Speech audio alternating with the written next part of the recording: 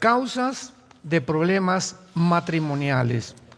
Ahora, muy bien, vamos a comenzar desde la A hasta la Z para identificar la causa de un problema.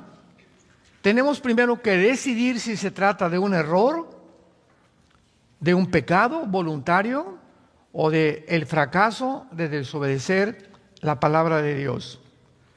Al hacerlo, vamos también a tener que reconocer que si la Biblia llama a una práctica pecado, sería equivocado llamarlo de otra manera. Rápidamente, el alcoholismo no es una enfermedad, el homosexualismo no es una enfermedad, son pecados. Entonces no confundamos usando los términos que el mundo les ha aplicado o debilidad de carácter a lo que la Biblia llama pecado. Por ejemplo, llamar al pecado debilidad, enfermedad o falta de madurez, o usar otros términos psicológicos o sociológicos que deforman o disimulan su verdadera naturaleza, es completamente descarriarse uno mismo de la verdad de lo que la Biblia nos enseña.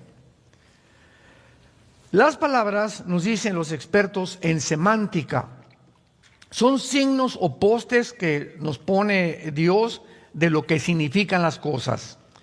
Si se etiquetan las cosas que son pecado con otra naturaleza, con un poste, como por ejemplo, hace algunos años la Asociación de Psiquiatría en California comenzaron a decir que el homosexualismo era una enfermedad. Muy bien, si es una enfermedad, que te la cure un médico. Y no hay ninguna medicina para eso. Pero si les decimos, es Jesucristo, pueden ir a la cruz. ¿Ven la diferencia? Si le decimos un alcohólico, porque en Alcohólicos Anónimos les dicen que es algo enfermo y que toda la vida van a seguir siendo enfermos. Y no hay ninguna esperanza entonces para una persona porque no, yo soy alcohólico hasta que yo me muera.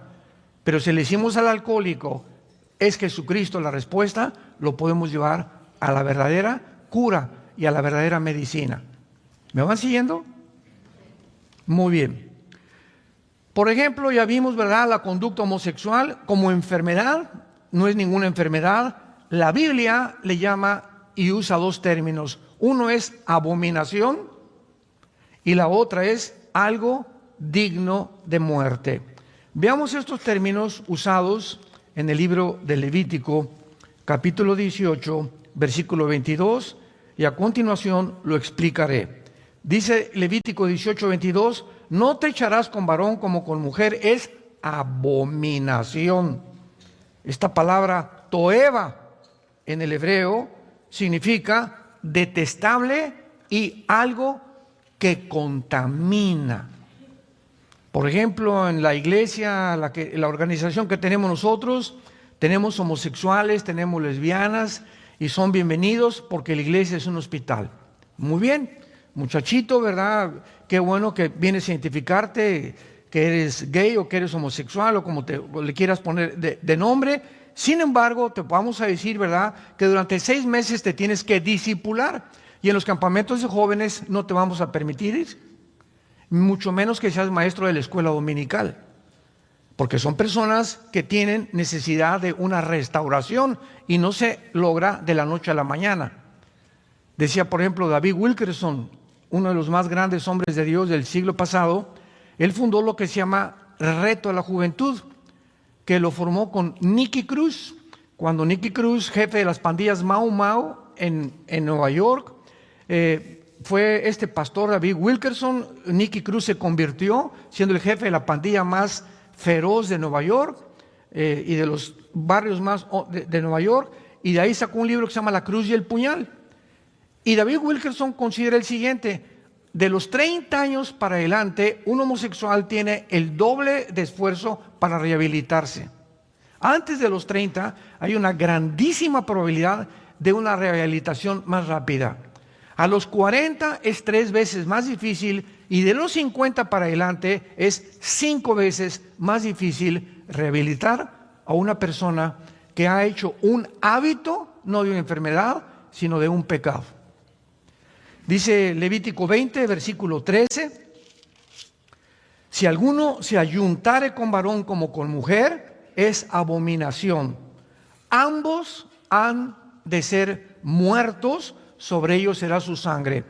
Recordemos algo, el contexto de los mandamientos de Dios, dados en muchas partes en el Antiguo Testamento, tenemos que recordar el grupo de personas a quien Dios se dirigió. Aquí tenemos un grupo de personas que está sacando Dios y lo está llevando por un desierto, y lo que tienen que cuidar este grupo de personas es cuidarse, purificarse lo más que puedan antes de entrar a la tierra prometida. No lo está diciendo a una grande nación. Entonces, si hay un homosexual en este grupo de personas, es tan peligroso que este muchacho va a contaminar a uno o dos muchachos. Esto es inevitable, porque tarde o temprano se va a acostar con uno o con otro, ¿verdad? Y le va a brincar en la noche o a la semana, y sin que nos demos cuenta, ya en la congregación hay 3 o 4 homosexuales. Hay un ejemplo muy grande que acaba de suceder, y lo puedo mencionar porque es del conocimiento público, con el grupo de Hillsong, que fue un grupo precioso, una música lindísima de Jesucristo, pero de repente, allá en Australia, comenzaron a permitir que dentro de la banda de los músicos se subieran homosexuales, y que homosexuales dirigieran también la alabanza. Entonces, a los 6 meses se descubre que 2 de ellos ya se habían casado, y era una organización que está representando a Jesucristo. ¿Qué pasó con los líderes? Pues al ratito cayó uno, cayó otro, etcétera, etcétera, y se hizo un desbarajuste por todos lados. Claro que todavía sigue, ¿verdad?, esta organización. En muy pocas, casi han renunciado todos los pastores de la mayor parte de las naciones. Hay algunos que son honrados. Brian Houston, que fue el fundador, es un hombre de Dios, con su esposa, ya lo exoneraron, ¿verdad? Me equivoqué, pero desgraciadamente no previmos que cometimos un grandísimo error. Mientras se curan, tenemos que excluirlos, porque contaminan. Una mujer lesbiana también, ¿verdad? Una mujer que es lesbiana, bien para acá las jovencitas, y sin que se den cuenta comienzan a tender una red, y al ratito caen también en el lesbianismo, porque contagia, es radiactividad. Entendamos que es por eso que la Biblia le llama pecado. Y cuando es pecado, no hay ninguna medicina más que la sangre de Jesucristo. Ningún sistema, ningún psiquiátrico, ninguna clínica, nadie puede sanar el pecado. Sino, ¿para qué Cristo muere en una cruz? Fue el desperdicio más grande que hizo Dios al permitir que su Hijo pagara. ¿Por qué? Por nuestros pecados. Porque no hay otra medicina más que la muerte de Cristo en esa cruz. Sin embargo, cuando le llamamos pecado a la homosexualidad o al alcoholismo, les podemos señalar la cruz, a Jesucristo. Por lo tanto, es muy importante dar a los problemas matrimoniales la etiqueta que la Biblia les da. Las otras etiquetas mienten respecto a los problemas, y de manera inevitable nos van a llenar o a llevar a soluciones falsas. Los que reemplazan la palabra pecado por etiquetas modernas, es posible que piensen que es bondadoso hacerlo. Ay, pues para que no se sienta tan mal, pero hacerlo es completamente lo opuesto. Veamos lo que el apóstol Pablo en 1 de Timoteo capítulo 6 le recomienda a su discípulo más cercano llamado Timoteo. Primera carta de Pablo a Timoteo, capítulo 6, versículo 3. Y dice así: si alguno enseña otra cosa y no se conforma a las sanas palabras de nuestro Señor Jesucristo y a la doctrina que es conforme a la piedad, está envanecido, nada sabe, y delira acerca de cuestiones y contiendas de palabras, de las cuales nacen envidias, pleitos, blasfemias, malas sospechas, disputas necias de hombres, corruptos de entendimiento y privados de la verdad, que toman la piedad como fuente de ganancia. Apártate de los tales. Si alguno quiere enseñar otra cosa o no se conforma a las palabras y a lo que Dios le llama pecado, es una persona o envanecida o corrompida que se ha puesto en un rango más alto que Dios. Y es cuando tenemos que tener cuidado, porque estamos rodeados, ¿verdad?, desde que entró la psicología clínica, ¿verdad? No, pues esa persona, y ahí me da pena ir a muchas naciones, y los pastores llevaban a las ovejas al psicólogo o al psiquiatra, en lugar de enfrentar el problema como la Biblia lo enfrenta. No, pues tiene un problema, les recomiendo que vayan al psicólogo o que vayan al psiquiatra. Y salen, ¿verdad?, pues con pastillas tranquilizantes, salen ya, ahora sí que como drogadictos, y jamás puede ningún ser humano curar el pecado de nadie. Solamente, repito y enfatizo, la sangre de Jesucristo. El llamar al alcoholismo una enfermedad es quitarle toda la esperanza a una persona alcohólica, porque no hay píldoras que curen esa enfermedad. Pero si se le llama pecado, tal como la Biblia lo dice, entonces hay una verdadera esperanza para este tipo de personas, porque Cristo vino a eso. Vino a librarnos del pecado y del poder del pecado. Veamos, por ejemplo, en la primera carta a los Corintios, capítulo 6, lo que Pablo le escribe a esta iglesia que ayer vimos, que era una iglesia degradada moralmente, una iglesia que había de todos los pecados posibles, herencia de los griegos, etcétera, etcétera, porque los griegos adoraban el cuerpo, los griegos fomentaron el homosexualismo como ninguna otra civilización en la historia, y que los romanos la heredaron. Casi todos los césares romanos eran homosexuales, eran pansexuales, bueno, eran lo peor, ¿verdad? Y dice en 1 Corintios 6, versículo 9, vean qué palabras más preciosas y de advertencia también. ¿No sabéis que los injustos no heredarán el reino de Dios? No erréis, ni los fornicarios. O sea, el fornicario en la Biblia es la persona que usa el sexo fuera del matrimonio. O sea, una pareja de jóvenes que tienen relaciones sexuales están fornicando. Una persona homosexual es un fornicario, una lesbiana es fornicario, una persona que tiene relaciones con un niño es un perverso. Ya todavía desciende un grado 5 veces más bajo que cualquier nivel de degradación moral, porque es la peor perversidad que puede existir, meterse sexualmente con un niño. ¿No saben ustedes? O sea, si no lo saben, van a saberlo. Ni los fornicarios, ni los idólatras, ni los adúlteros, ni los afeminados, ni los que se echan con varones, ni los ladrones, ni los avaros, ni los borrachos, ni los maldicientes, ni los estafadores heredarán el reino de Dios. Escuchen el versículo 11. Y esto eran algunos. Las iglesias son puros ex. Aquí somos puros ex. Aquí nadie era San Pablo, ni San Gelatao, ni Santa Rita de Casia.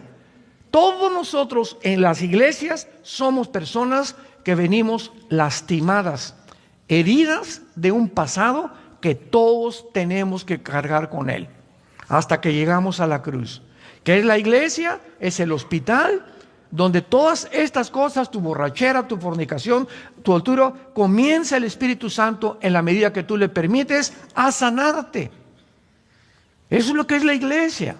Entonces no solamente es venir aquí, pararte y oír y de lunes a viernes portarte igual.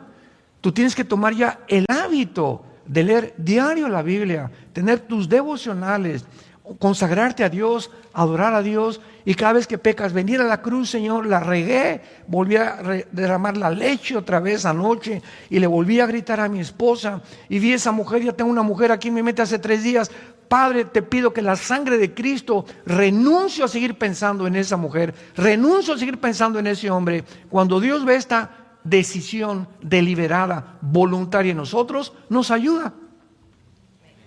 ¿Por qué? Porque estás siendo una persona honesta delante de Dios. El que esconde sus pecados no prosperará. Discierne inmediatamente cuando hay algo que te está molestando en tu vida, ven corriendo a la cruz antes de que comience a hacerse un hábito y el hábito acabe formando tu carácter. Y mientras más tardas en deshacerte de esa maldición, porque son maldiciones que van a impedir que prosperemos, más difícil será quitarlo de tu vida. Veamos en Romanos capítulo 6, versículo 12 en adelante, lo que dice también el apóstol Pablo acerca del pecado. No reine pues el pecado en vuestro cuerpo mortal, de modo que lo obedezcas en todos sus impulsos desordenados, que se tradujo concupiscencias. Notemos en primer lugar que el pecado es como un rey. Cualquier cosa que entre a tu vida sin que te des cuenta, ya no eres tú el que gobiernas. Y hay una fuerza maligna dentro de tu vida que te está dominando, como la pornografía, la gula, la borrachera, la homosexualidad. Son fuerzas internas que sin que nos demos cuenta nos comienzan a... ¿Quién es un rey? Es una persona que gobierna, que tiene súbditos, que tiene autoridad y que se le tiene que obedecer. Y así le llama el Espíritu Santo al pecado, como un rey. Y se nos manda, ¿qué cosa? Que no lo obedezcamos. Te levantas a las 9 de la noche, quiero pizza. No, qué pizza ni qué nada. Me voy a dormir y te va a costar y te vas a dormir. Y al otro día, quiero pizza a las 11 de la noche, no le doy. Y comienzas a tu cuerpo a sujetarlo y no es mi cuerpo el que me da las órdenes, ahora va a ser mi mente con el poder del Espíritu Santo. Y a los 4 o 5 días que le diga, cállese y no le voy a dar postre en la noche, se convierte en un hábito y he roto esa maldición. Voy caminando por la calle, estoy acostumbrado a ver a las mujeres por aquí, no la veo. Y no veo esto. Y veo la televisión y le cambio de canal. Y cuando lo repites, Dios, el Espíritu Santo en tu vida ve que tienes la intención, no quiero pecar, porque hay la voluntad, y le vuelves y le cambias, a la semana, tu mente se levanta una fortaleza contra las tentaciones de Satanás. Nadie cae en adulterio de la noche a la mañana. Nadie. Ya tienes 1 mes, 2 meses mirando a una mujer o a un hombre, todo comienza a crecer, y cuando te das cuenta hay un monstruo dentro de ti. Se convirtió en un rey porque no quisiste obedecer a Dios. Obedeciste tus impulsos desordenados que luchan en contra de la voluntad de Dios. Dice el versículo 13, ni tampoco presenten vuestros miembros, o sea, mis órganos sexuales, mis brazos, mis piernas, mi cabeza, eso es lo que son miembros. No presentes tus miembros al pecado como instrumentos de iniquidad. ¿Qué usa el pecado? Usa mis ojos, usa mis oídos, usa mis brazos, usa mis piernas, mis órganos sexuales, mis pensamientos. El pecado tiene que usar al cuerpo como su instrumento. Nuestro cuerpo es el instrumento a través del cual pecamos. Pecamos con los ojos, oyendo conversaciones feas, viendo cosas feas, vulgares, inmorales, etcétera, etcétera. Caminando en lugares donde no debo entrar. No debo entrar a una discoteca, no debo entrar a una casa de prostitución. No voy a entrar cuando mis amigos están burlándose de Dios, etcétera, etcétera. Mis brazos, ¿verdad? No voy a tocar a una mujer. Nosotros en Vida Nueva para el Mundo tenemos una ley en los pastores. Nosotros no le damos consejería a ninguna muchacha joven. Hermano pastor, ¿me da consejería? Le hablo a mi esposa y si mi esposa no está, no te puedo dar una consejería. ¿Por qué? Porque la carne es débil. Hay hermanas también, ¿verdad? Que llegan, pastor, no, hermana, no se me acerque. No me chille, chíele a su esposo o a su mamá. ¿Por qué? Porque comienza el contagio y comenzamos a sentirnos y sin que nos demos cuenta, caemos. Somos hombres igual que ustedes y tenemos que poner reglas y tenemos que poner cercos porque no podemos jugar. ¿Quién jugará con una brasa caliente y la avientas y vas a acabar quemando? Cualquiera que siga mirando a una mujer y la sigues mirando y la sigues mirando, vas a caer en adulterio tarde o temprano. Porque estás jugando y creyendo que puedes vencer. No es cierto, el espíritu está presto, la carne es más débil de lo que nos imaginamos. Nadie es invulnerable al pecado. Tenemos que poner cercos y cuidar nuestra mente, nuestros pensamientos, lo que vemos, lo que leemos, lo que observamos, si queremos fortalecer interiormente nuestra alma y luchar contra el pecado. Dice el versículo 14 de Romanos 6, porque el pecado no te tiene por qué dominar, porque no estás bajo la ley, estás bajo la gracia. Ahora, antes de que fuéramos nosotros cristianos, yo me acuerdo, mi padre se murió porque se fumaba 3 cajetillas de cigarros delicados sin filtro.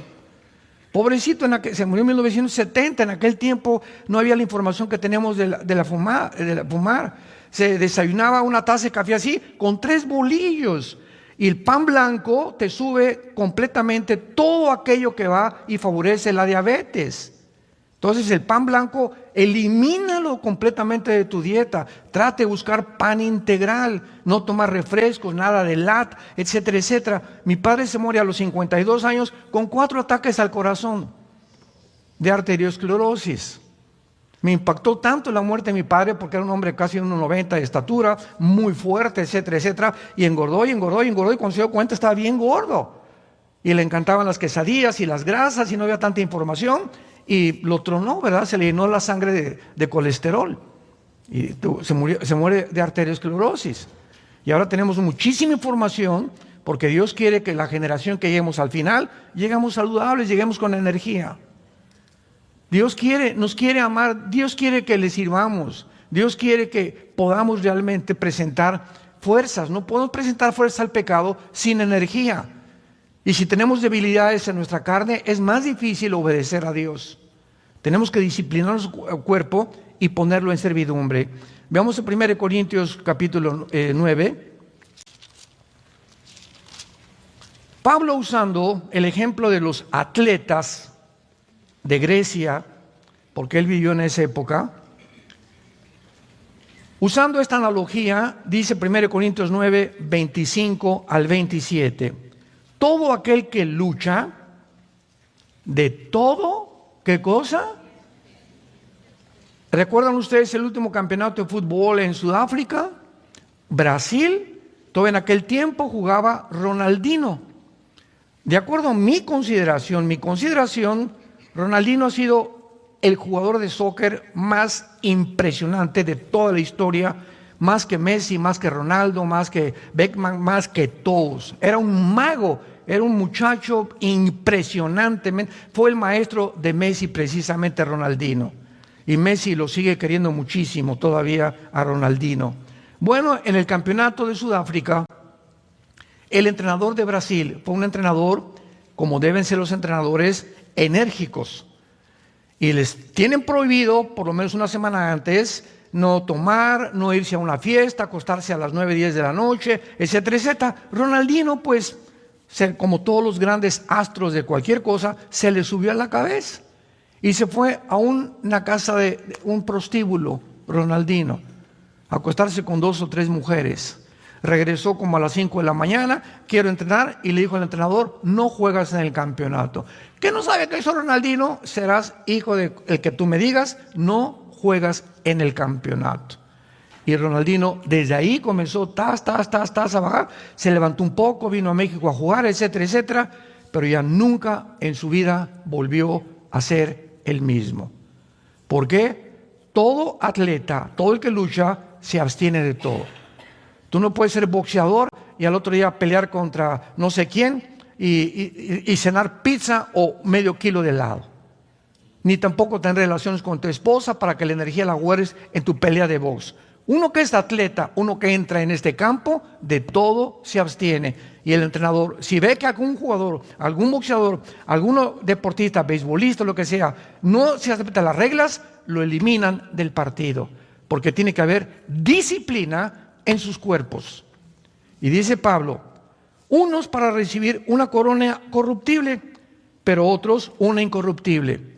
Y todos los atletas que llegaban por aquí, ¿qué es lo que les dan de premio? Una coronita de hojas que le ponían aquí, en un estrado que se llamaba el bema, o el tribunal de los jueces, y ese era el premio. Todo lo que hicieron, los esfuerzos, los sacrificios, la dieta que tuvieron, para que les pusieran una cochina corona de hojas que a la semana se les echaba a perder. Y nosotros no estamos buscando una corona de esas, sino una incorruptible. No tenemos idea de los premios que Dios tiene guardados cuando nosotros le obedecemos. Y miren lo que dice a continuación. Así que, dice Pablo, yo de esta manera corro, no como a la aventura. De esta manera peleo, no como quien golpea al aire, sino que golpeo mi cuerpo y lo pongo en servidumbre. Ahora vas a ser mi esclavo. Me engañaste, ¿verdad? Y que fumar, y que emborracharme, y que por acá, y que ver, pues ahora no. Mi mente la voy a fortalecer y mi cuerpo va a ser mi esclavo. Antes de ser cristiano era al revés. Mi cuerpo me daba órdenes y obedecía lo que mi cuerpo me pedía.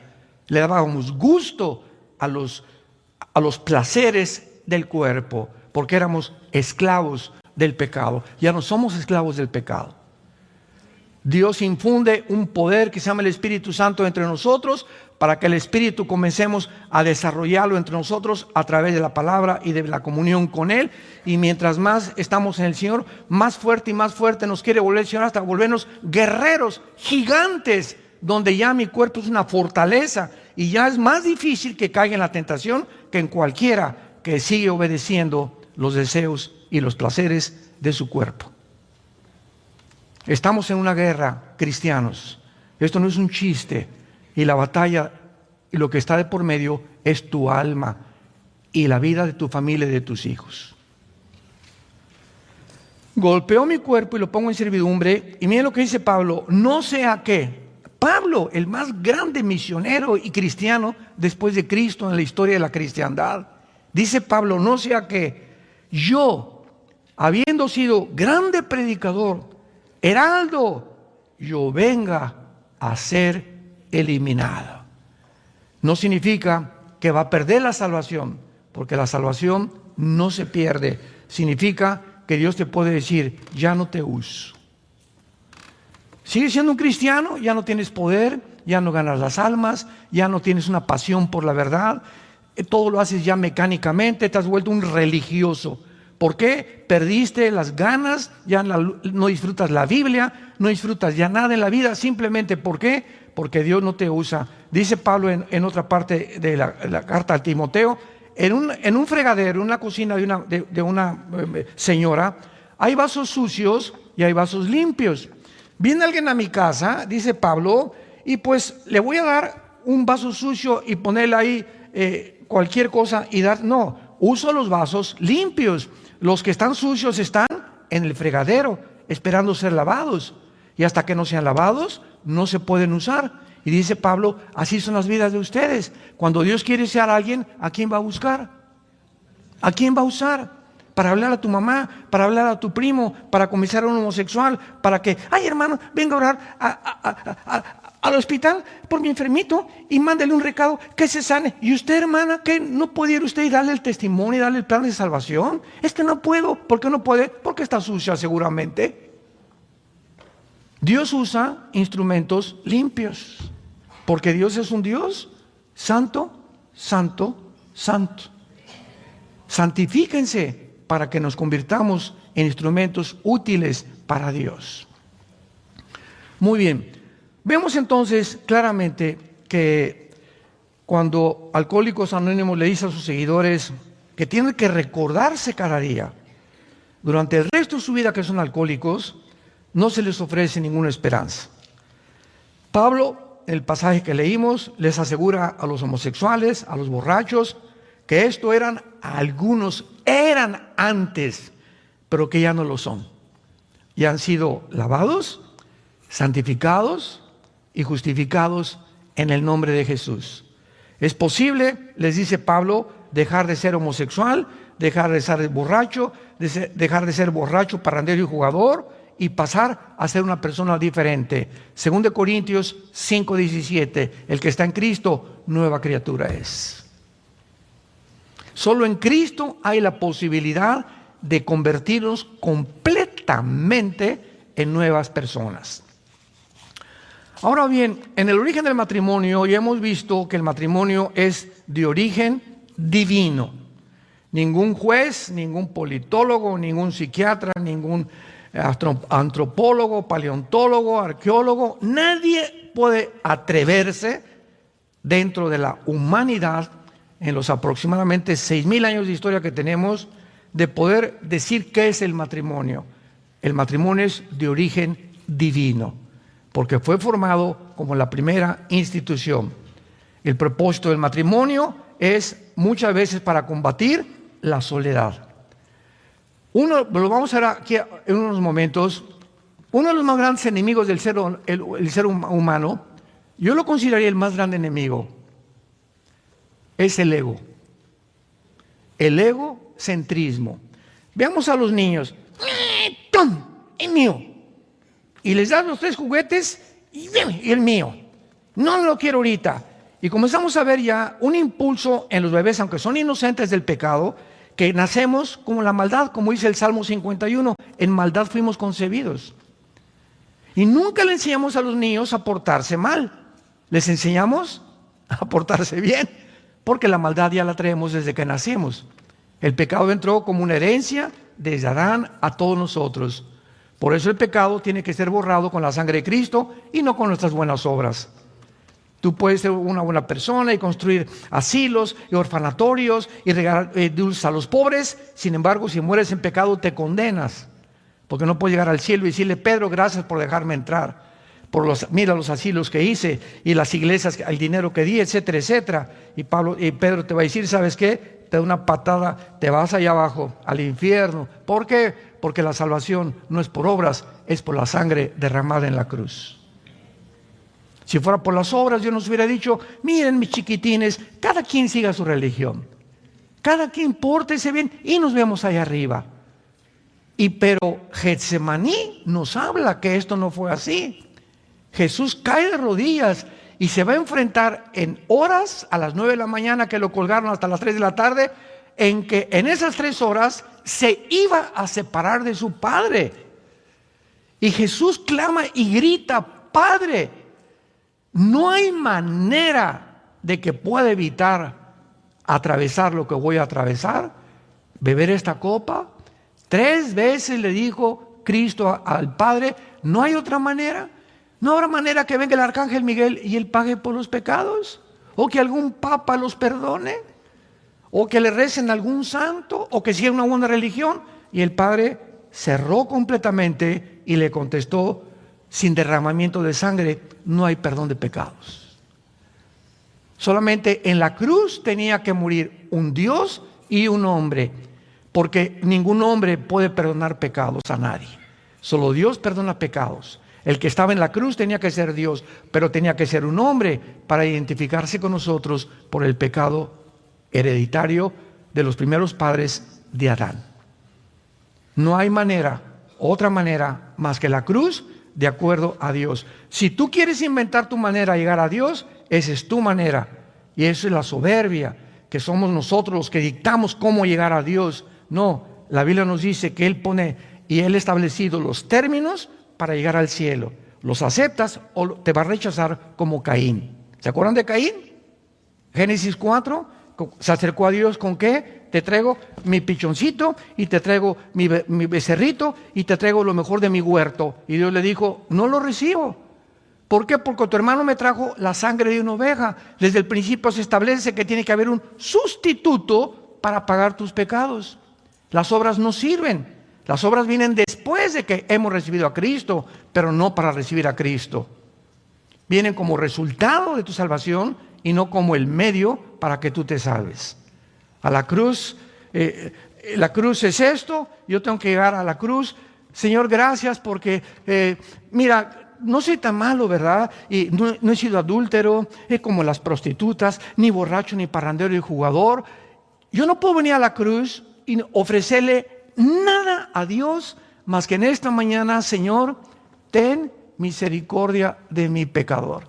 No tengo, Señor, nada que ofrecerte. Soy un miserable pecador. Ni nada de lo que he hecho te va a satisfacer. Creo que tú en la cruz pagaste por mis pecados. Y ahí es cuando Dios entra a tu vida, porque has reconocido que es por creer en el sacrificio y no por lo que hayamos hecho. ¿Cuál es la diferencia entre el cristianismo y todas las religiones? Todas las religiones, sin ninguna excepción, enseñan que tienes que hacer algo para entrar al cielo.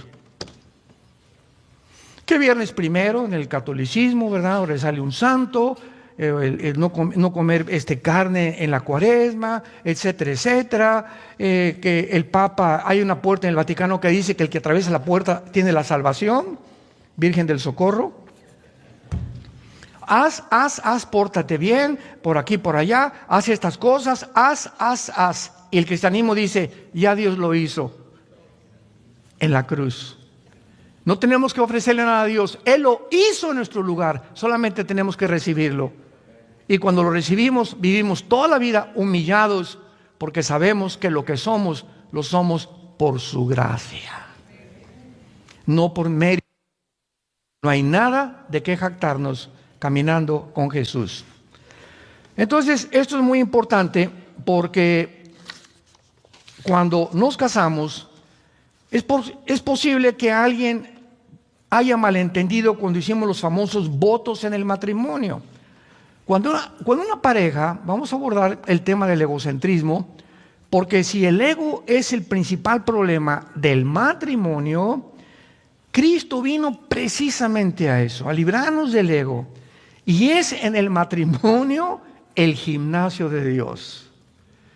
Si hay algún medio a donde podamos ejercitarnos para cada vez matar más nuestro ego, es en el matrimonio. ¿Por qué? Porque cuando venimos a hacer los votos matrimoniales, tanto como si te diste cuenta o no te diste cuenta, se están prometiendo la pareja proporcionarse compañía el uno al otro durante el resto de su vida. Pero tenemos que observar esto con mucho cuidado, porque no estás prometiendo recibir compañía. De aquí en adelante, te prometo, me tienes que prometer que me vas a dar tu compañía. No. En los votos matrimoniales es, te prometo que por lo que me queda de vida, te voy a dar compañía. Es dar y no recibir. Si tú te casas y dices, es que Elizabeth Taylor, 9 matrimonios, la chulis, la artista de cine, es que no he encontrado en ningún hombre lo que yo he estado buscando, el ego del tamaño de la Torre de Babel. Es que mi esposa no me da lo que yo quiero. Espérame tantito, es que no has entendido el matrimonio. Si tú sigues buscando de tu pareja que te dé, pues vives completamente en el trono del ego. Pero si te olvidas, y no importa si te da o no te da tu pareja, tú le correspondes y le sigues dando, como lo vimos ayer con las mujeres que están casadas con hombres que no son cristianos, en ese momento tu ego, sin que te des cuenta, tú te estás bendiciendo y estás siendo sanada. Estás siendo sanado. Y llega un momento en que ya es tan grande tu pasión, ¿verdad?, por la persona, y si él se comete adulterio, pues que se vaya el gavilán, si te deja, que te deja, pero tú sigues siendo feliz, porque en el matrimonio te libraste y comenzaste a sanar tu ego, y estás lista. Si quieres casarte con otro, con otra, estás perfectamente preparado para segundo o terceras nupcias, si es la voluntad de Dios, porque si no, el segundo matrimonio es peor, el tercer es peor, el cuarto vas a acabar en el psiquiátrico. El matrimonio no es un acto de amor en el cual una persona promete cubrir la necesidad del otro para toda la vida. Estoy prometiéndole a mi esposa que voy a cubrir sus necesidades sin condiciones ni estipulaciones. Esto quiere decir que cuando un marido le dice, se queja a su esposa diciéndole, no consigo lo que quiero en el matrimonio, sus palabras carecen de todo sentido común. Es mero egocentrismo. Se le tiene que contestar, usted, señora, usted, señor, no entró en el matrimonio a fin de conseguir algo para usted. El matrimonio y los votos que hizo fue para darle algo a su cónyuge. Es el secreto de la vida cristiana. De tal manera Dios amó que... Y eso que hizo Jesús en la cruz, darse. en la peor crisis emocional, espiritual, de la tortura de los clavos y la corona de espinas, se abandonó a sí mismo, porque cuando sufrimos nos victimizamos y nadie se acuerda de mí y nadie me viene a saludar y estuve en el hospital y no me visitaron, etcétera, etcétera, y nos concentramos en nosotros mismos. Es la reacción psicológica de un ser humano normal. Por eso los más grandes psiquiatras en Brasil, hay uno, se me olvidó el nombre, que examinó la vida psicológica de Cristo. Él no pudo ser un ser humano como nosotros igual, porque en la cruz nunca pensó en él. Y Juan, ahí está tu madre, madre, ahí está tu hijo. En los últimos momentos estaba pensando en los demás. Y no, ya me estoy muriendo, me las pagarás. No somos así, así somos. Al contrario, cada uno hace votos de dar todo lo que puede. Ese es el matrimonio, es el secreto. Y ya si te responde el hombre o no te responde, es problema de Dios y de ellos. Pero si ve Dios que tú eres una persona que estás entregando, está construyendo un guerrerazo Dios, una guerreraza Dios. Porque mientras más te das a los demás o en tu matrimonio, más bendiciones te da Dios durante toda tu vida. Por lo tanto, ¿verdad? La única cuestión es preguntarse, ¿estoy cumpliendo mis votos? ¿Para qué me casé? ¿Para recibir? Y si no, muchas personas dicen, bueno, pues estoy dispuesto a dar con tal de que reciba algo a cambio. Hágame el favor, Jesús, María y el burrito que los acompaña. Pues yo daré lo que sea si recibo algo a cambio. Es una persona centrada en su ego. Veamos en Filipenses capítulo 2 el consejo que recibimos de la Biblia. Y está de por medio la vida de Jesús. Jesús no solamente muere en la cruz, sino que vive una vida completamente libre del ego, para enseñarnos que es nuestro más grande enemigo. Dice Filipenses 2, versículo 3: nada hagan por contienda o por vanagloria, antes bien con humildad estímense unos a otros, cada uno a los demás, como superiores a sí mismo, no mirando cada uno por lo suyo, sino también cada cual por los de los otros.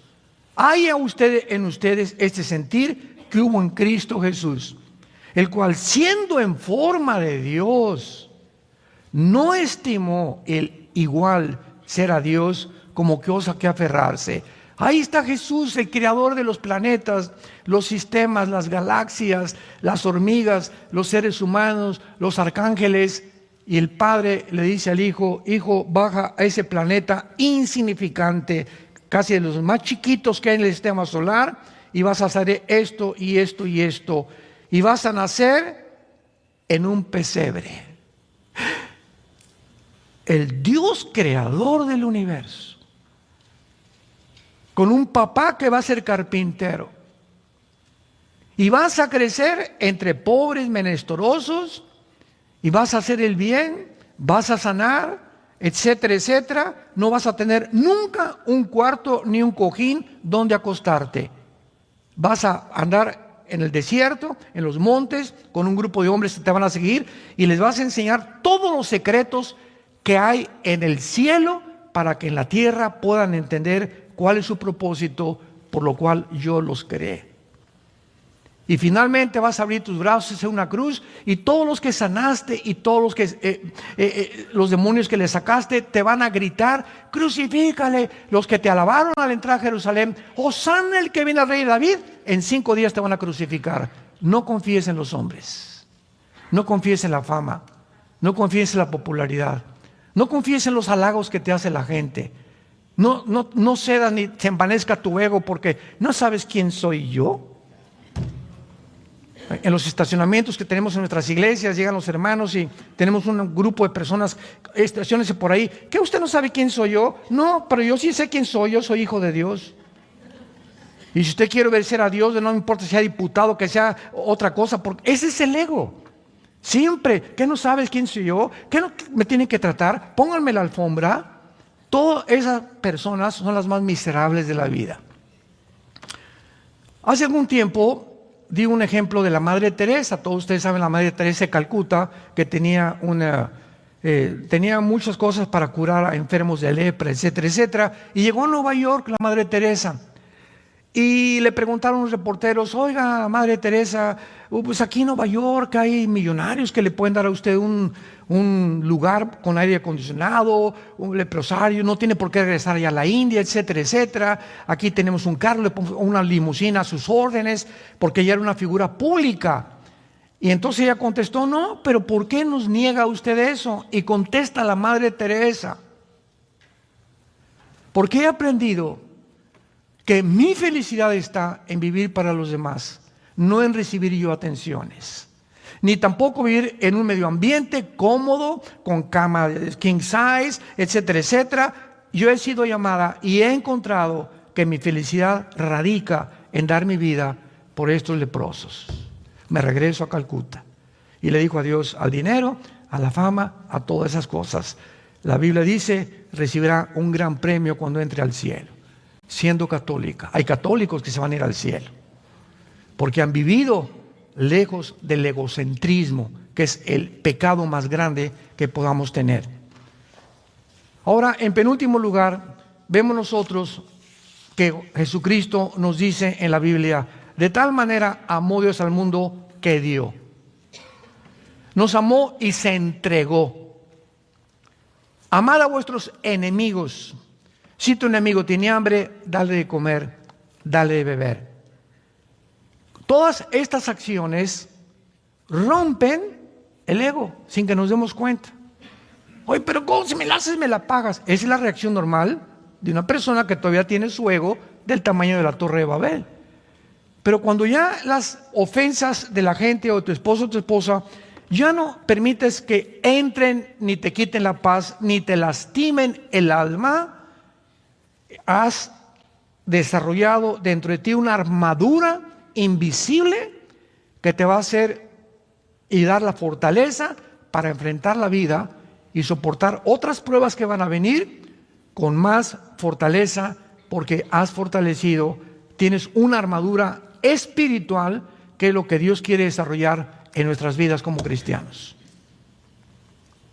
Es finalmente ese propósito lo que Dios quiere hacernos, prepararnos para la vida. Se vienen problemas con nuestros hijos, y no acabamos con los hijos, seguimos con los nietos. Dicen que los nietos es el postre de los abuelos, pero los problemas no van a acabar. No hay un matrimonio que no tenga problemas, no hay un matrimonio que no siga luchando. Aquí hay unos que tienen 50 años de casados. ¿Quiénes son los de 50 años de casados? Levanten la mano. Ahí están, 50 años de casados. Hay como 2 parejas. Un aplauso, por el amor de Dios.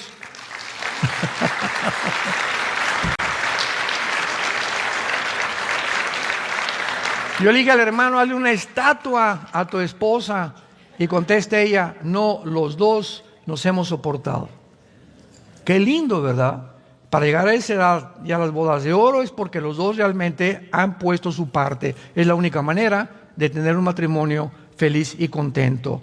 En otras palabras, notamos que en la Biblia todo comienza con dar. ¿Y dónde se demuestra más el egocentrismo también? ¿En dónde? En la cartera. Porque aquí, cuando sacas la cartera, ahí está completamente, donde está tu tesoro, está tu corazón. Y nos acostumbramos, antes de ser cristianos, a dar limosnas. 5 pesos ahí en la iglesia, 10 pesos, etcétera, etcétera. Lo que les decía ayer, se nos olvida la gente también, y comenzamos a darnos cuenta que la generosidad es un síntoma de los más grandes que existen, en que estás libre del ego, o que por lo menos vas a la mitad de tu camino, porque cada vez sientes más dar y dar de tu tiempo, de tu dinero, de tu esfuerzo. Llegas a la iglesia y no como al cine. Yo llego en el cine y mis palomitas y mi refresco, y no me importa quién está acá ni quién está acá. Cuando llegas a la iglesia, no es el cine. Llegas al cine, llegas a la iglesia a dar. Vengo ahorita al seminario. Oye, no te conocía, mucho gusto. Doña Chole, ¿cómo está usted? La veo medio triste. ¿Me permite orar por usted? No, que entramos a la iglesia y santo, santo, santo. No saludamos a nadie, no nos importa a nadie, no pusimos el brazo sobre nadie, no oramos sobre nadie. ¿Por qué? Porque nuestro ego nos sigue controlando.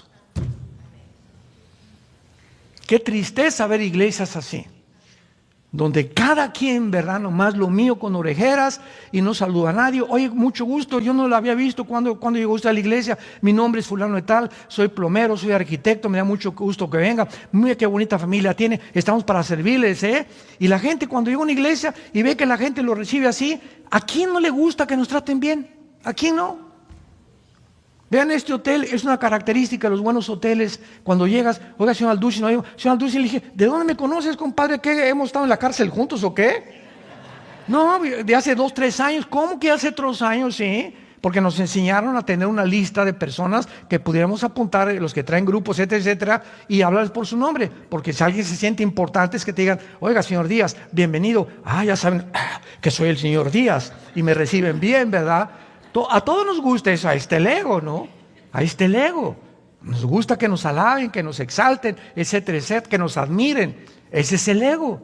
Y cuando ya evadimos todas esas cosas y lo único que nos importa es buscar dar y pasar tiempo, Cristo se detuvo en todo su ministerio 3, 4 horas con una mujer que llevaba 5 matrimonios, la samaritana, capítulo 4 de San Juan.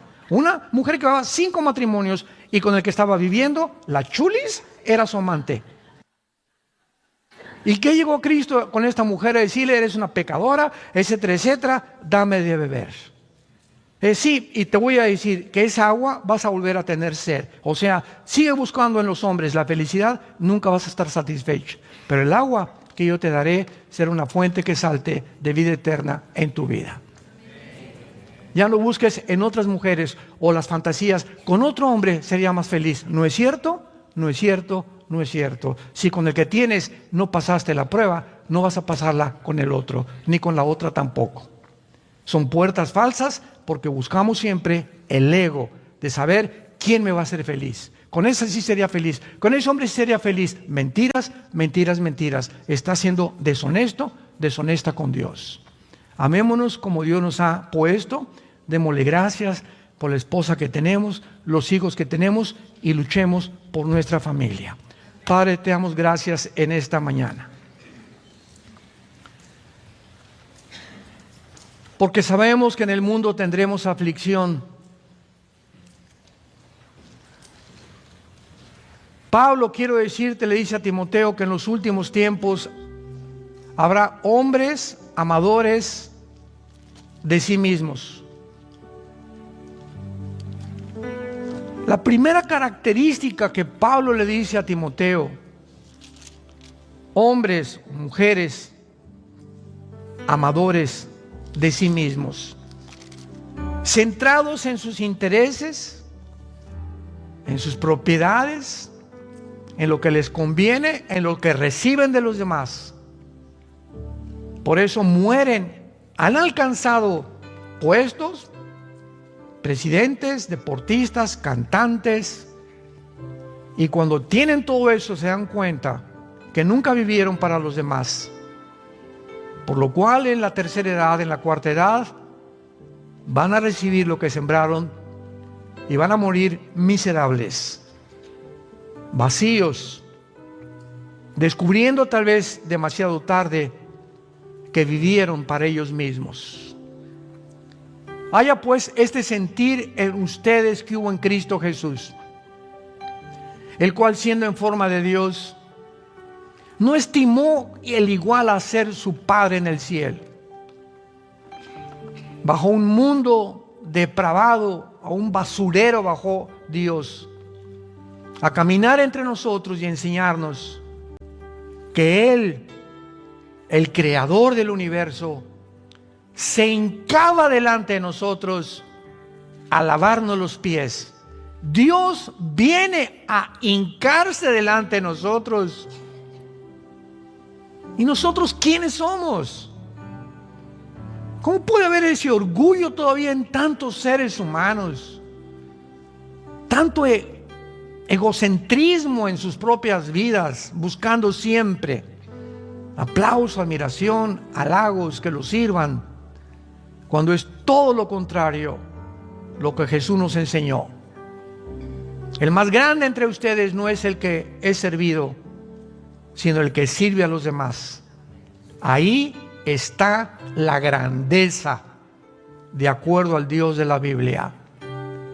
Te damos gracias, Señor, en esta mañana por tu palabra, y estamos listos con el poder de tu Espíritu a vivir esa vida que tú quieres que nosotros vivamos, para que podamos realmente decir que por el amor que nos tengamos unos a otros, nuestros mismos hijos sabrán que somos cristianos, que nuestro cristianismo es legítimo, es honesto, es puro, es transparente, porque ejemplo hemos dado de que seguimos los pies del Hijo de Dios, a quien exaltamos en esta mañana y a quien bendecimos porque se llama Jesucristo.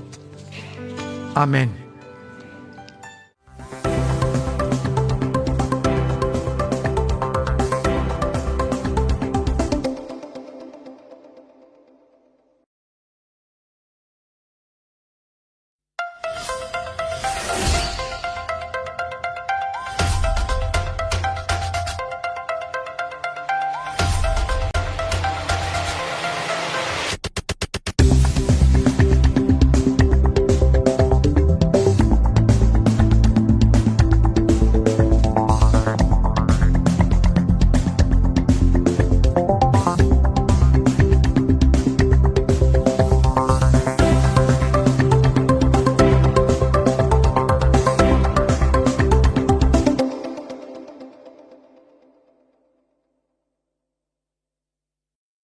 Abran sus Biblias, los que la trajeron, los que no, siéntense con un cristiano.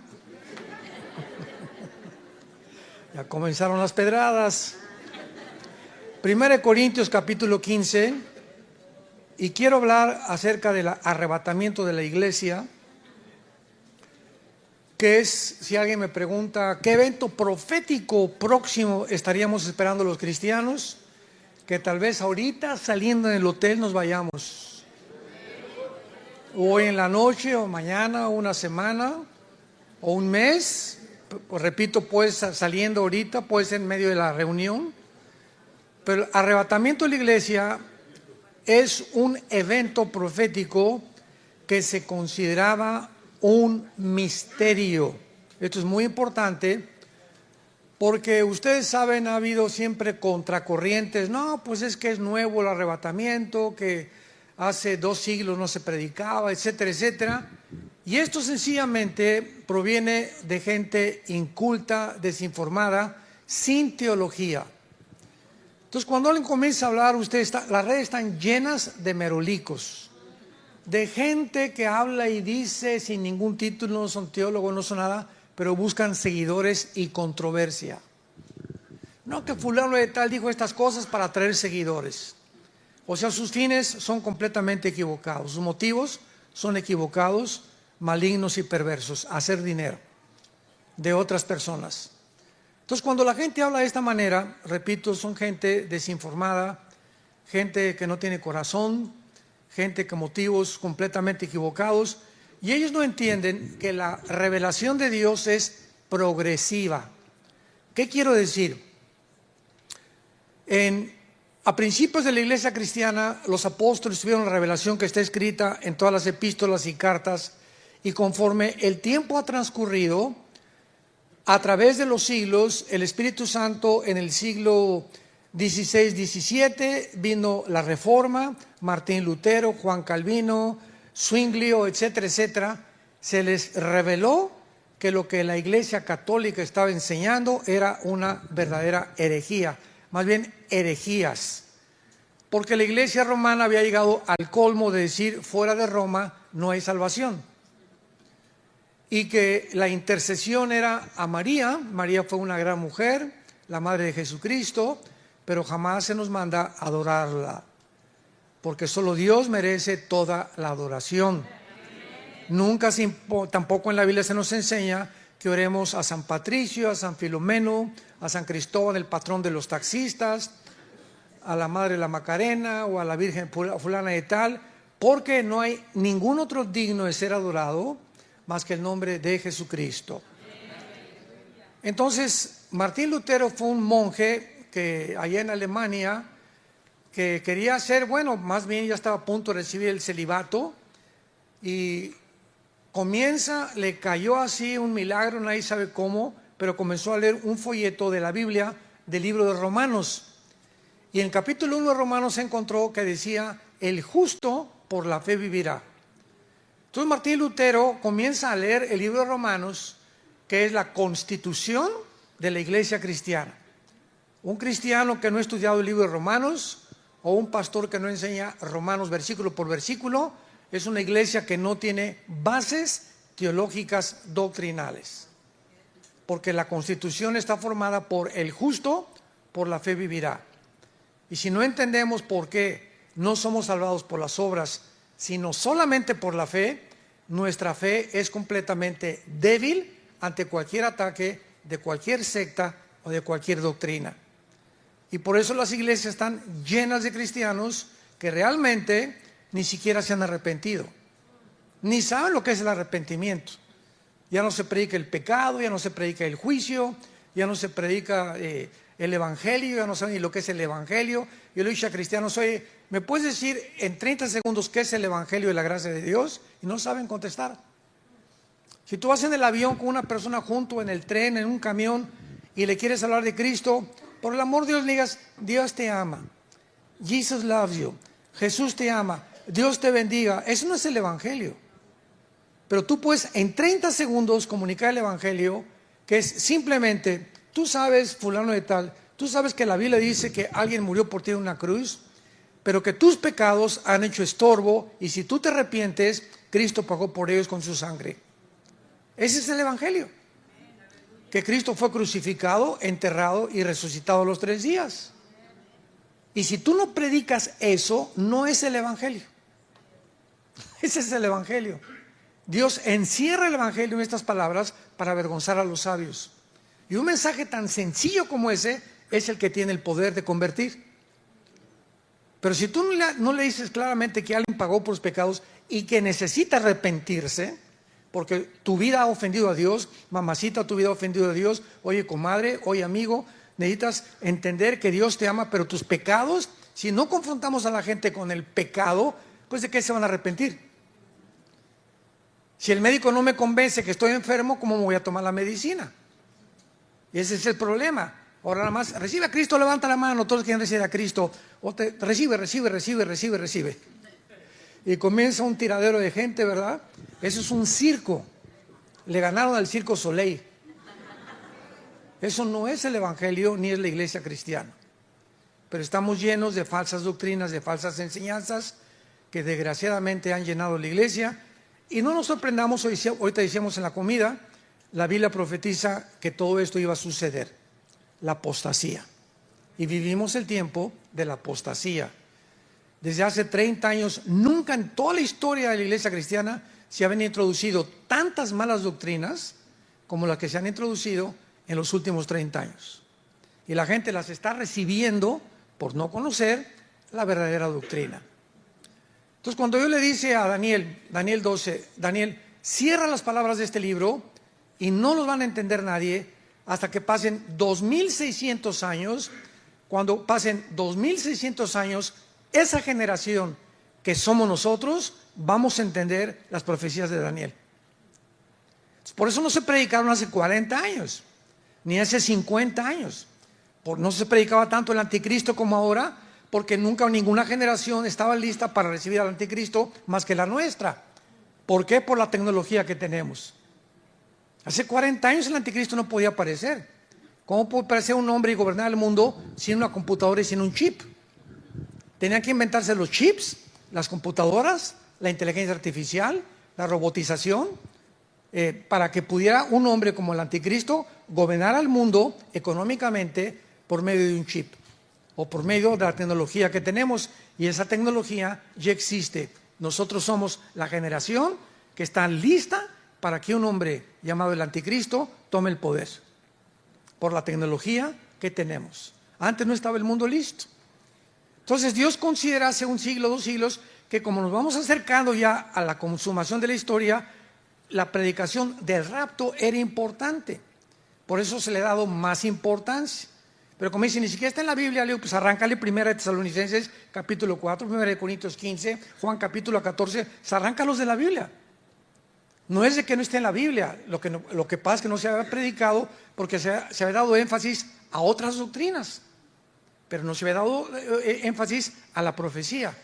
Y ahorita que nos acercamos al mundo, con todo lo que está pasando, resulta que ahora la mayor parte en el liderazgo cristiano en el mundo no sabe nada de profecía. En todos los lugares donde mi esposo y yo hemos viajado, la gente nos ha dicho lo mismo: hermano, es que esto no lo predican en ninguna iglesia. Nadie está explicando lo de Ucrania, lo que está pasando, lo del Hezbollah, lo del Hezbollah, lo de Rusia, lo que va a pasar, qué país están en la Biblia, qué es la geografía que estamos enfrentando nosotros, cómo es la geopolítica del mundo. Nada de esto se está predicando. Y la pregunta es ¿por qué?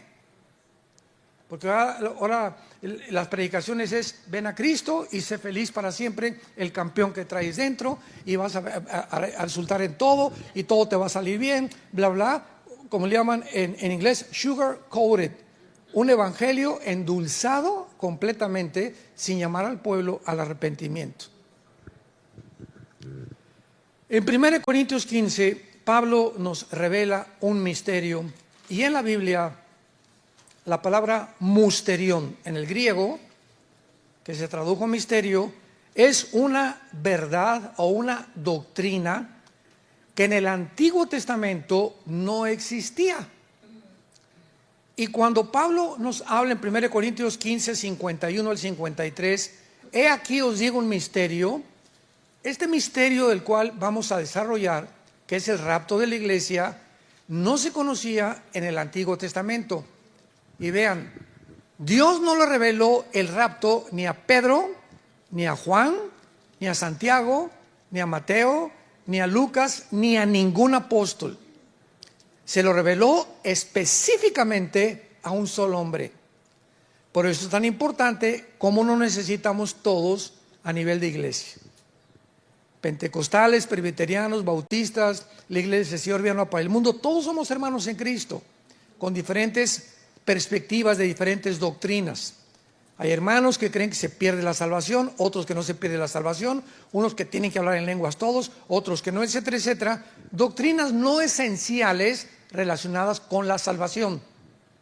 Pero si tú crees que es la sangre de Cristo, la resurrección de los muertos, y que es por la gracia por la que somos salvados, eres mi hermano.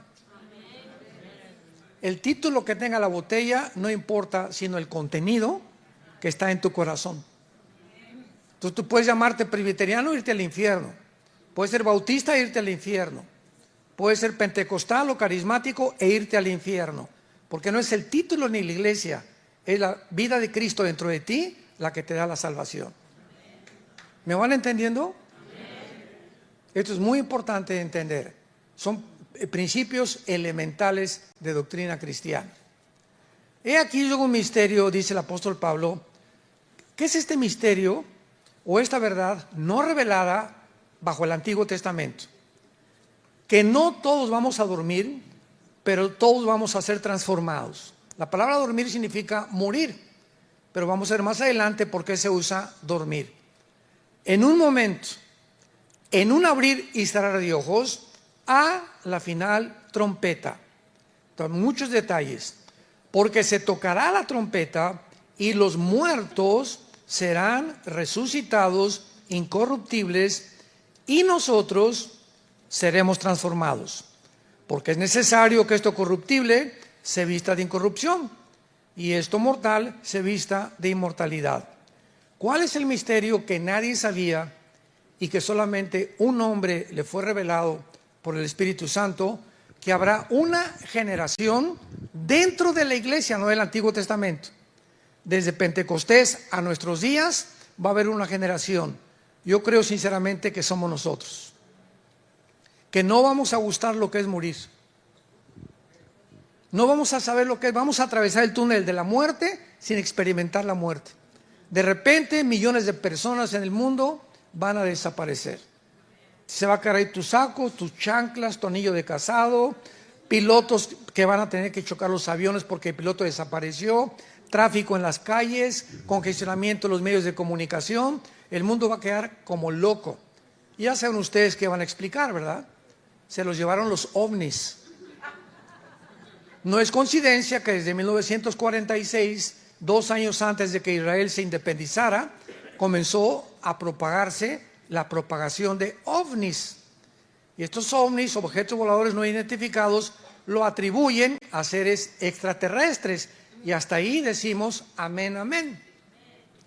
Solamente que la diferencia es que para nosotros no son ovnis, son ovis, objetos voladores identificados. Porque él me dijo, es que ¿cómo pueden los cristianos no creer si hay vestigios y documentos de pilotos, de astronautas que certifican que han visto objetos que rebasan la velocidad del sonido, el Mach 3, Mach 4, y que no es posible que ninguna nación los haya producido? Nosotros no negamos eso. Lo que sabemos es que existe, pero sabemos quién está detrás del fenómeno ovni, que son los ángeles caídos. Porque Satanás en la Biblia nos enseña, puede transformar la energía. ¿Se acuerdan en Éxodo 7 cuando llegó Moisés y Aarón ante el faraón? ¿Y qué dijo Moisés? Como una prueba, faraón, de que Dios está conmigo, aventó su vara y se convirtió en culebra. Y los brujos, los hechiceros del faraón, repitieron ese milagro. Satanás puede materializar la energía. Puede hacer que comience a levantarse esto, puede levitar, cerrar las ventanas de tu casa, hacerte oír cadenas, transformarte, hacerte oír voces, volverte loco, afectar los millones de neuronas, desconectar neuronas y darte psicopatía, esquizofrenia, paranoia, etcétera, etcétera. El propósito principal de los demonios es volvernos locos, confundirnos, convencerte que no eres lo que Dios te creó, no eres hombre, eres mujer. Pues lo creo y me transformo. Como les dije un día yo a un grupo de personas, ¿quién es el que determina el género? Vamos a cerrar la Biblia. Si tú tienes el cromosoma Y, eres macho camacho.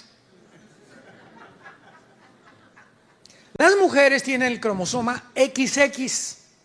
Entonces no importa lo que tu mente diga, ve a hacerte un examen de sangre. Si tienes el cromosoma X, eres macho, macho, macho. Y si tu mente te dice que no es cierto, hay una guerra entre tu mente y tu genética y tu biología, que te vas a engañar y tu problema no es físico, tu problema es mental. Ahora, si también crees que eres el hombre araña, pues lo puedes creer, no hay ningún problema. Si crees que eres la mujer maravilla, también. Ahora en Canadá, si tú desmientes a alguien que dice soy el hombre araña y le dices no es cierto, tienes cara de sapo en lugar del hombre araña, te meten a la cárcel. Increíble al mundo que estamos viviendo. Entonces es una guerra en la que la misma ciencia ha quedado completamente avergonzada. Entonces la Biblia nos muestra claramente que el propósito del enemigo es robarnos nuestra identidad. Cuando Satanás le roba la identidad a una persona, esa persona queda a merced completamente de los demonios, porque has sido convencido que no eres lo que Dios te creó, sino que eres de otro género. Este misterio, dice Pablo, Corintios 15, 52, va a suceder en fracciones de segundos, en un abrir y cerrar de ojos. Muchos de ustedes se van a ir a la cama hoy en la noche y a lo mejor buscas en la mañana y mi esposa.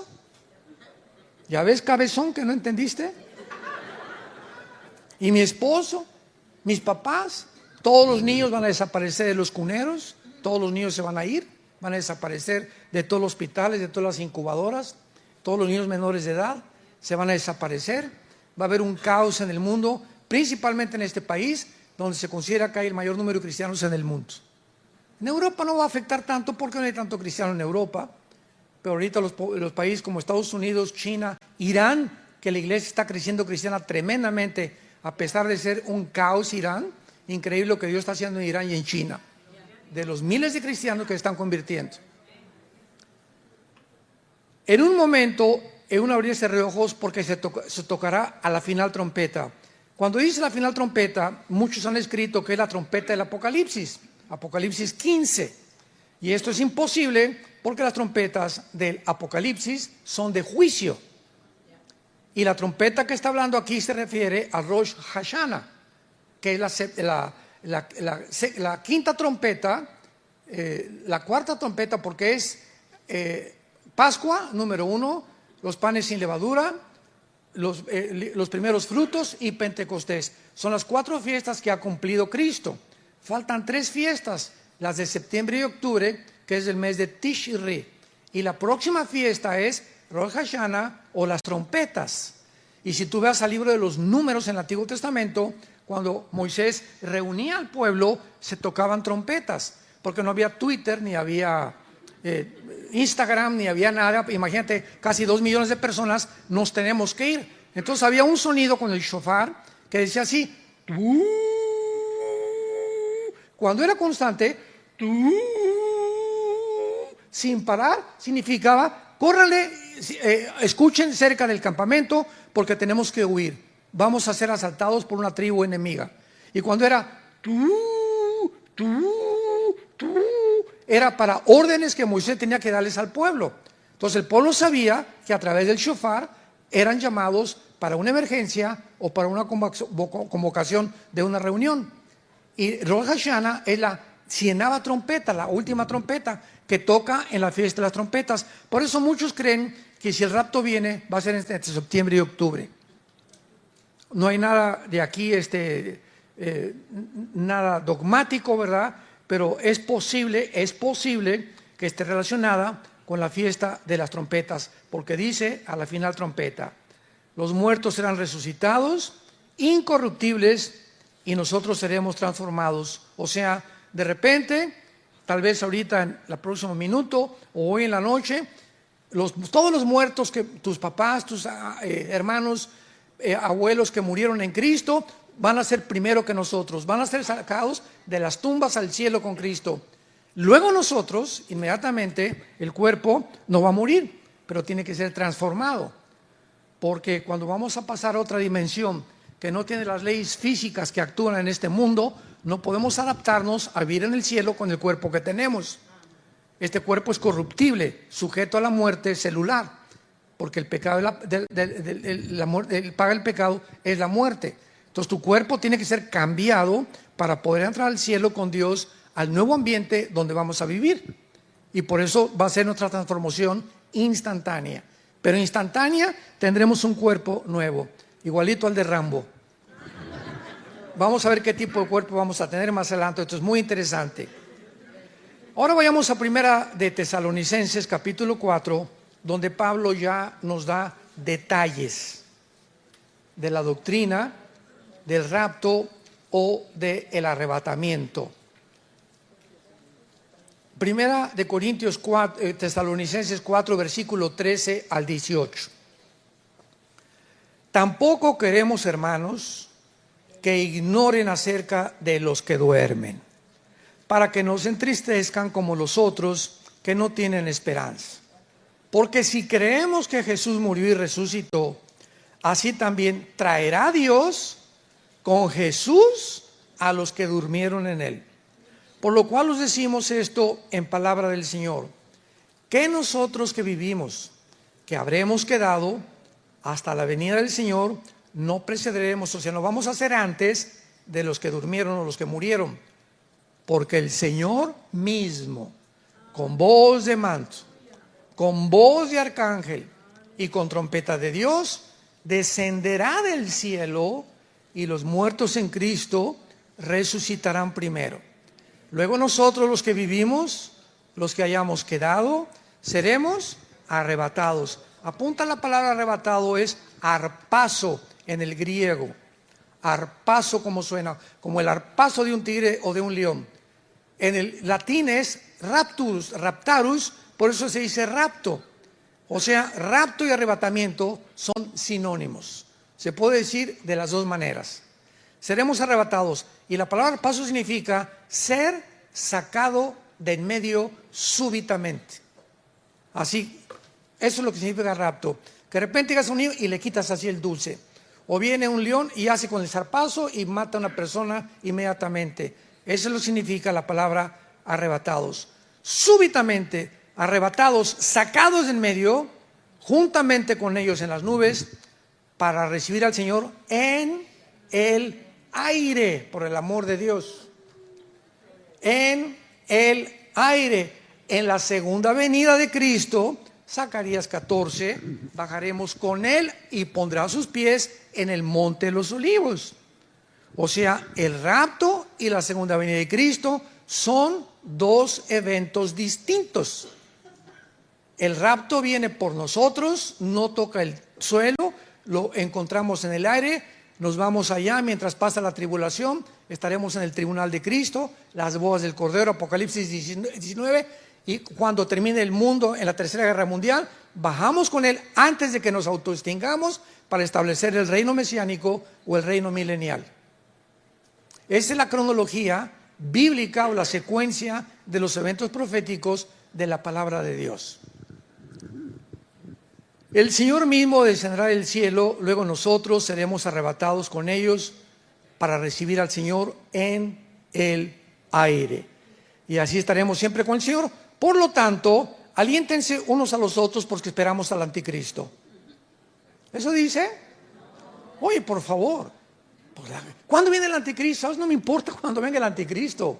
Nosotros no estamos esperando al anticristo. Ni me interesa conocerlo. Si tú lo quieres conocer, pues quédate. Pero por eso, aliéntense unos con otros. Si no va a haber rapto y vamos a pasar la tribulación, ¿de qué manera nos vamos a alentar? Nos alentamos porque sabemos que vienen por nosotros antes de que se vengan los 21 juicios de Apocalipsis sobre el mundo. Esta es la grande diferencia. Veamos ahora con detalle este pasaje, versículo 3. Pablo no quería que la iglesia de Tesalónica ignoraran. ¿Qué cosa? En aquel tiempo no había mucha información acerca de los muertos. Cuando en el Antiguo Testamento morían, la única información que tenían era que todos los buenos y los malos bajaban al centro de la tierra a un lugar que se llama el Sheol. Y esta palabra en el hebreo significa el lugar de la sepultura o el lugar de los muertos. Es todo lo que sabían, que bajaban al Sheol, buenos y malos. Entonces Pablo, ya con más revelación, porque ya hay más luz, cuando Cristo resucitó y vino el Espíritu Santo, no quiero que ignoren. En primer lugar, para que no se entristezcan. Ahora, ¿cuál es el mensaje que se nos da?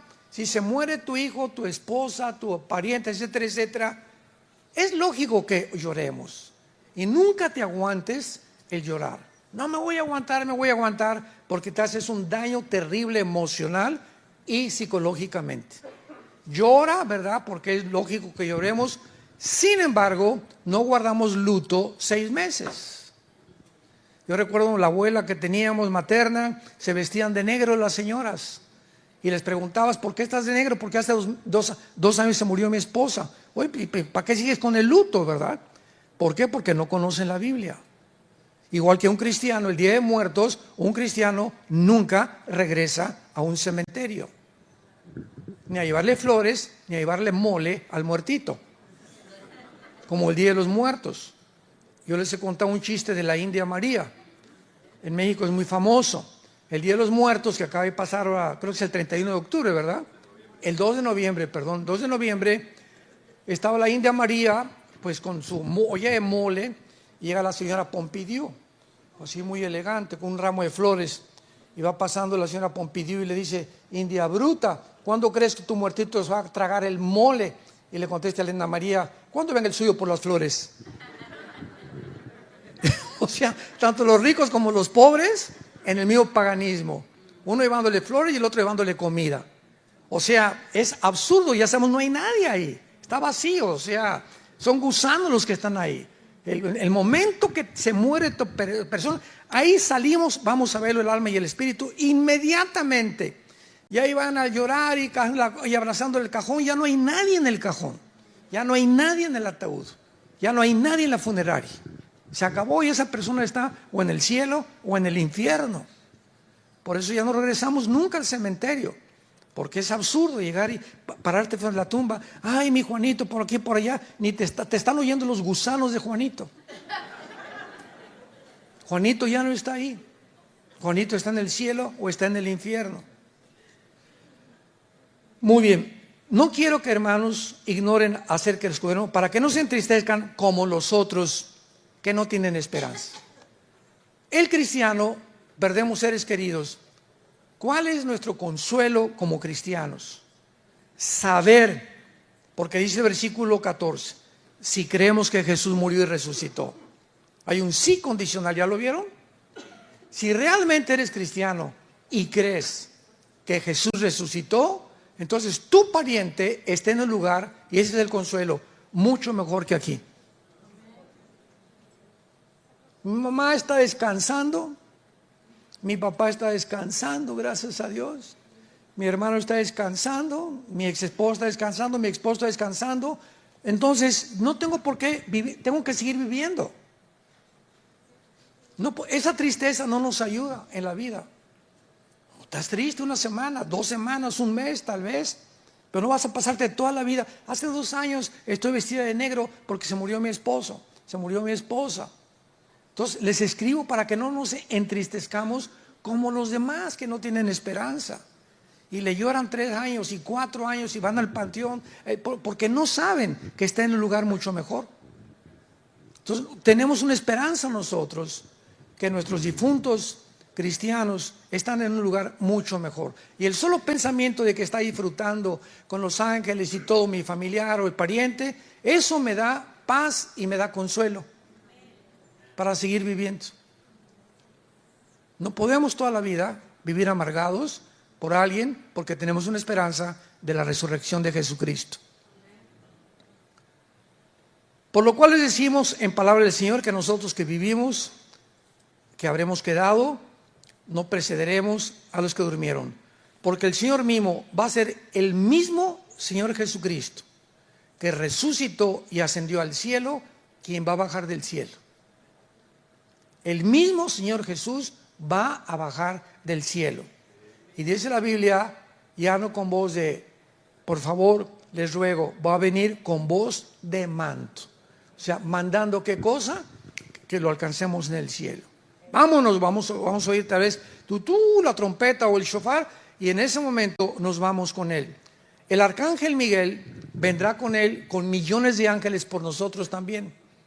Imagínense qué espectáculo.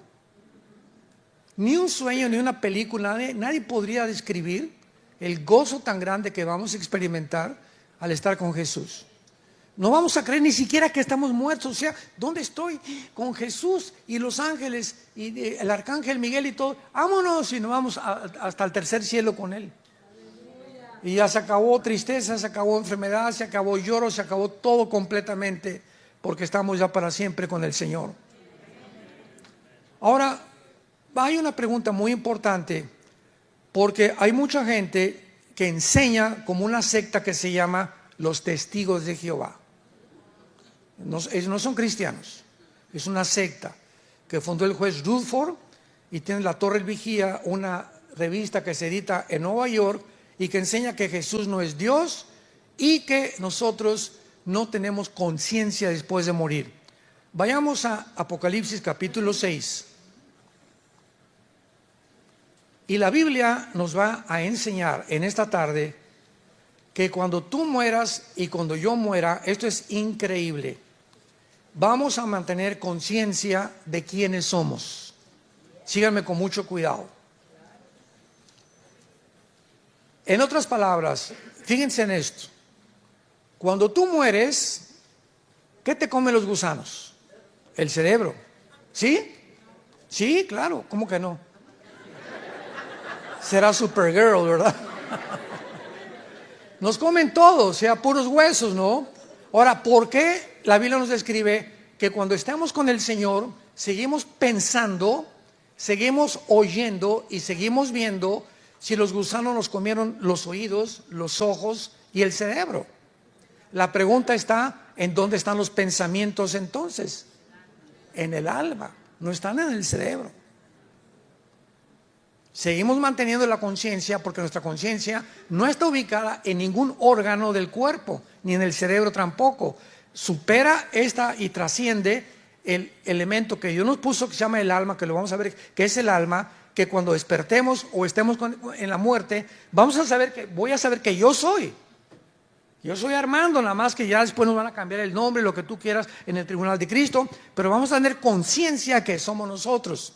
Voy a ver a Pablo y voy a saber que ese es Pablo, que ese es Adán, que ese es el apóstol Pedro. Nos vamos a reconocer, se llama intuición espiritual. En Mateo 17, cuando viene la transfiguración, ¿se acuerdan que se aparece Elías y Moisés junto a Jesús? Y estaba Pedro, Juan y Santiago ahí en el monte. ¿Y cómo reconocieron ellos? Ese es Elías y ese es Moisés, que representa la ley y los profetas. No había fotos en aquel tiempo de los personajes, ni había ningún aparato tecnológico que tenemos ahorita. ¿Cómo supieron que era Moisés y que era Elías? Platicando con Jesús, conscientes de que era Moisés y que era Elías. Y sabían ellos que Elías había siglos antes arrebatado con Dios, al igual que Enoc, y Moisés había sido enterrado por Dios en el monte arriba antes de entrar a la tierra prometida. Porque subieron ellos, de la misma forma que ellos descubrieron que era Moisés y que era Elías, así nosotros cuando muramos nos vamos a poder reconocer. Nada más que no con la cara que tenemos actualmente de cocodrilo.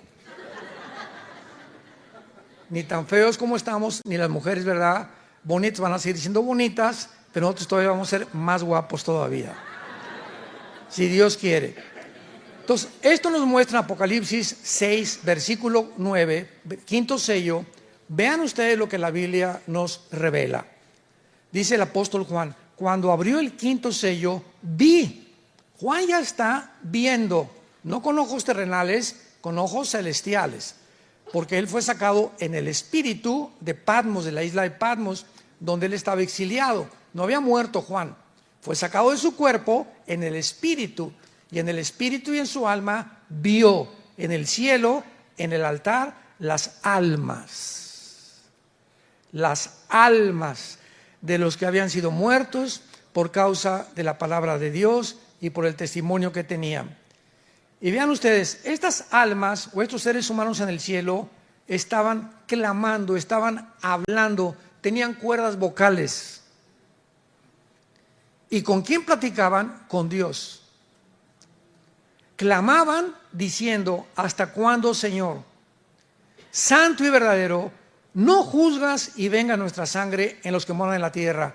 Los que están en el cielo están conscientes de lo que pasa en la tierra antes del rapto de la iglesia, desde luego.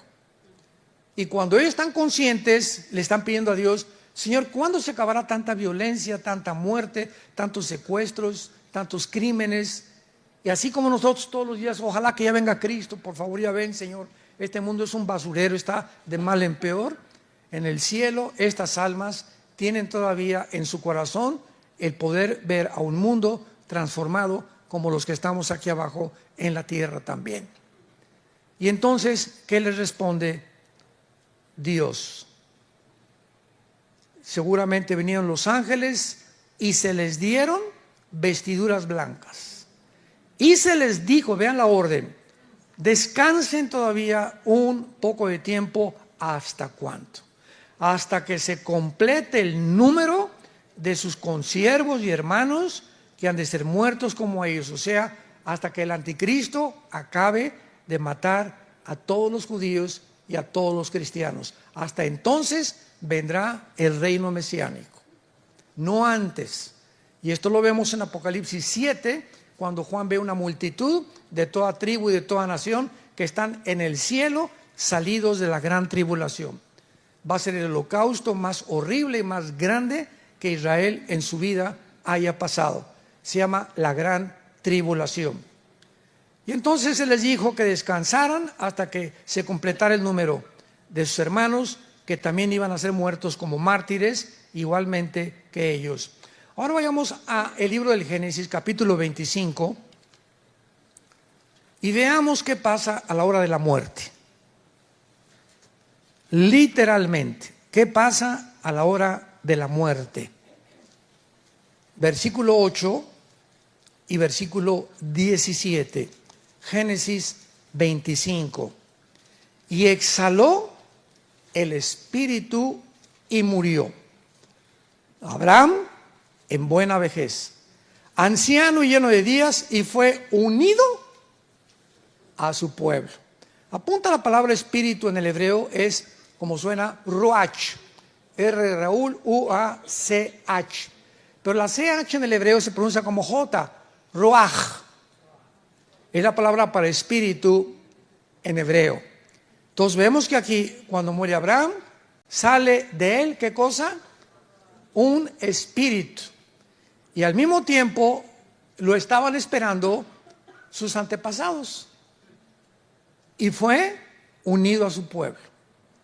O sea, lo llevaron al lugar donde se encontraban, igual que todos los que habían muerto antes de Abraham, que estaban esperando la muerte de Cristo en la cruz para poder subir al cielo, que lo vamos a hacer más adelante. Fue unido a su pueblo. O sea, no nada más murió y estaba inconsciente, no, fue unido a su pueblo y tenía ya gente que lo estaba esperando en el cielo, Abraham. Veamos el versículo 17. Estos fueron los años de la vida de Ismael, 137 años, y exhaló el espíritu Manuel y murió y fue unido a su pueblo. Otra vez se vuelve a enseñar que al morir, ¿qué cosa? Sale el espíritu dentro de nosotros. Ahora, la pregunta es, ¿cuál es la diferencia? Veamos Génesis 35. Brinquemos a Génesis 35. Y dice el versículo 18. Y aconteció que al salírsele el alma, murió, llamó su nombre Benoni, mas su padre lo llamó Benjamín. Vemos que etimológicamente, la etimología es lo que la ciencia que estudia la raíz de las palabras. Entonces, hay gente que dice que el alma y que el espíritu es lo mismo. La Biblia nos dice que esto no es una verdad. Hebreos 4:12, porque la palabra de Dios es más firme y eficaz que toda espada de dos filos y separa el alma del espíritu. Y dice en 1 Tesalonicenses capítulo 5, para que vuestro alma, espíritu y cuerpo sean guardados irreprensibles hasta el día de Cristo. La Biblia nos habla claramente la diferencia entre el alma y el espíritu. Entonces, en conclusión, cuando morimos hay dos cosas que se salen de nosotros: el alma y el espíritu. Apunta, ¿qué es el alma? El alma es la voluntad, el intelecto, las emociones y los sentimientos. Es el yo. Ese es el alma. La voluntad, el intelecto, las emociones y los sentimientos. El espíritu es la parte inmaterial a través de la cual conocemos, servimos y adoramos a Dios. Porque Dios es espíritu. Juan 4:24. Entonces, el alma son mis sentimientos, mis emociones, mi voluntad, mi intelecto. Ese es el alma. Y el alma está en la mente, igual que el espíritu. Pero el espíritu, nacemos muertos espiritualmente, ya lo sabemos.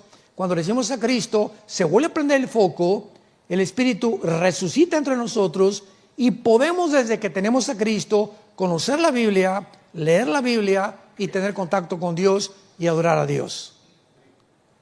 Juan 4, que Dios se le reveló a la mujer samaritana, el Evangelio de Juan capítulo 4.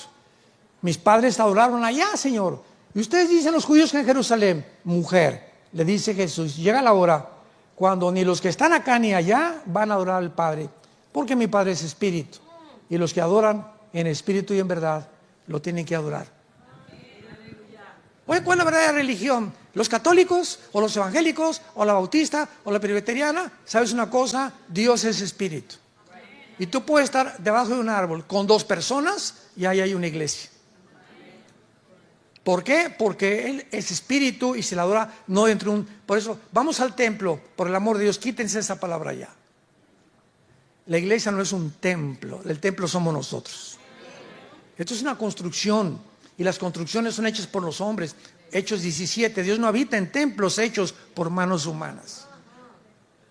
O dicen, pasen al altar, por el amor de Dios. El altar está aquí entre nosotros ya.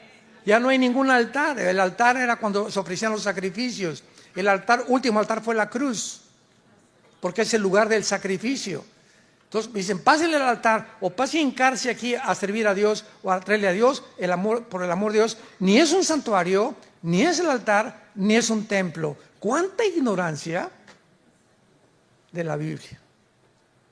Pero se acaba aceptando como si fuera algo ya. Y pásenle al altar, vamos al templo. ¿Cuál templo? El templo somos nosotros. Ya la palabra templo desaparece en el Nuevo Testamento. Ya el templo es el templo de Dios en el cielo, o nosotros somos el templo de Dios. Por 1 Corintios 6, 31 al 35, porque el Espíritu Santo está dentro de nosotros y nos ha convertido en el templo. Nos ha hecho el templo del Espíritu Santo nosotros. Ya Dios no está en un edificio. Cuando íbamos a la iglesia católica, ¿se acuerdan cómo nos trataban? Yo me acuerdo de mi abuelita. Cuando estábamos afuera, ¡ajúa! ¡Viva Zapata y Pancho Villa! Y al entrar a la iglesia, ¡shh! Incienso, no, aquí no se habla, calladitos, etcétera, etcétera. Y al salir otras, ¡viva Pancho Villa! Porque nos enseñaban que ahí estaba Dios dentro del edificio. Mi esposo y yo hemos ido al Vaticano varias veces, no a ver a tu padrino, ¿verdad? Hemos ido. Y a mi esposa le dijeron una vez, ¿verdad? Traía shorts, pero hacia la rodilla. No entre usted con shorts acá, póngase por favor vestido, porque está entrando usted al santuario de Dios. Así hay letreros, completamente. Prohibido porque es el santuario de Dios. Y si pasas por una puerta en el Vaticano, tus pecados te son perdonados.